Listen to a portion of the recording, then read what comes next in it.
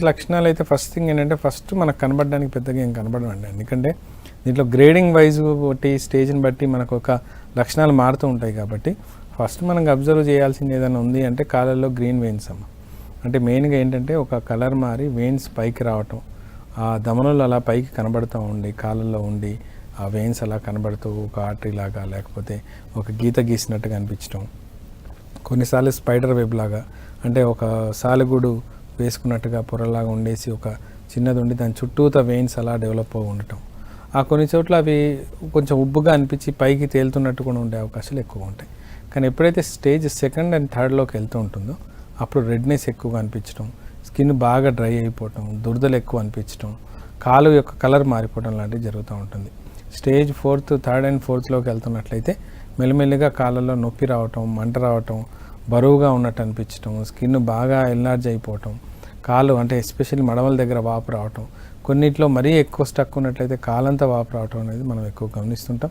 Fourth and fifth స్టేజ్కి వెళ్ళిపోగానే మెల్లిమెల్లిగా అల్సర్స్ ఏర్పడటం, అంటే ఏదైనా పుండ్లాగా ఏర్పడటం, అది అసలు మానకుండా ఉండటం, ఆ నొప్పి అలాగే వస్తుండటం, అక్కడ నుంచి మళ్ళీ ఏ చిన్న పుండు అయినా సరే అది పెద్దగా డెవలప్ అయిపోవటం, అది కాస్త మనం ఎన్ని యాంటీబయాటిక్స్ వాడుతున్నా లేదా ఎక్స్టర్నల్ అప్లికేషన్స్ ఎన్ని పెట్టినా సరే తగ్గకుండా ఉండటం.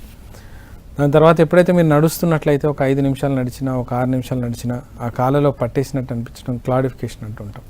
ఆ ముందుకు అడుగులేయలేమన్నమాట, కూర్చోవాలి ఖచ్చితంగా. ఆ కూర్చొని మళ్ళీ కాలు మర్దన చేసుకుని మళ్ళీ నడవాల్సిన పరిస్థితి.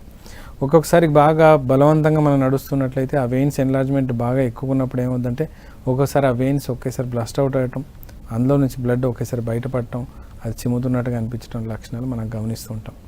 ఇవి ఎక్కువగా వెరికోస్ వెయిన్స్ యొక్క లక్షణాలు మనకు కనబడుతూ ఉంటాయి. మెయిన్గా చెప్పాల్సింది ఏంటంటే టోటల్గా కాలు అంటే వెరికోస్ వెయిన్స్ డ్యామేజ్ అయిన కాలుకి నార్మల్ కాలుకి క్లియర్గా చాలా డిఫరెన్స్ ఉంటుంది. బ్లాకిష్ డిస్కలరేషను, ఒక డిమార్కేషన్ మనకు క్లియర్గా కనబడుతుంది. దాని తర్వాత దాంట్లో కాలు యొక్క వాపు కానీ లేకపోతే దాని మీద ఏర్పడే పుండు కానీ, ఆ స్కిన్ బాగా స్ట్రెచ్ అయినప్పుడు వచ్చే దురదలు కానీ దానిపైన ఉండే వైట్ ప్యాచెస్ కూడా మనం గమనించవలసి ఉంటుంది. అది నిజంగా క్లియర్గా కనబడుతూ ఉంటుందండి. సో వెరికోస్ వెయిన్స్ యొక్క బాధలు చాలా వర్ణనాతీతం. ఈవెన్ మీరు ఒక 10 నిమిషాలు ఎక్కువసేపు నిలబడ్డా సరే కాళ్ళు లాగుతూ ఉంటాయి.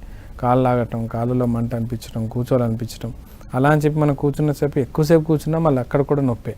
ఆ తర్వాత దాని నుంచి మళ్ళీ లేచి ఆ మూమెంట్ అంటే ఎప్పుడైతే సర్క్యులేషన్ అనేది రక్త సరఫరా అనేది పైనుంచి కిందికి వచ్చి కింది నుంచి పైకి వెళ్లకుండా స్టక్ అయిపోతూ ఉంటుందో ఆటోమేటిక్గా మీ ఇబ్బందులన్నీ చాలా ఎక్కువగా వస్తూ ఉంటాయి. సో వెరికోస్ వెయిన్స్ అనేది చాలా సింపుల్గా వినడానికి బాగానే ఉంటుంది, కానీ ఆ ప్రాబ్లం ఫేస్ చేసిన వాళ్ళలో మాత్రం చాలా ఇబ్బందులు కనబడుతూ ఉంటాయండి.